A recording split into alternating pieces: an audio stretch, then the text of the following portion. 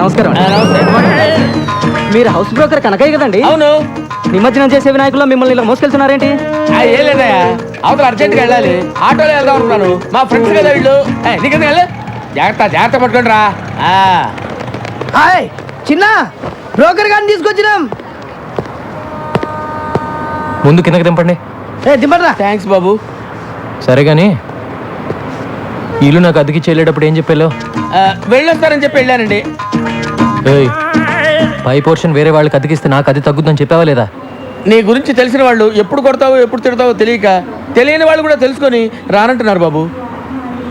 మొన్నటికి మొన్న ఎవరినో తీసుకొస్తే వాడినేమో తన్ని పంపించావు. అరే మరి తనక రాత్రి అయితే చాలు ఆ నాయాల మందేసి వాడి పెళ్ళాన్ని కొట్టడమే సరిపోయింది. వాడి మందు వాడు పెళ్ళాం, వాడు తాగుతాడు, వాడు కొట్టుకుంటాడు, మధ్యలో నీకెందుకయ్యా?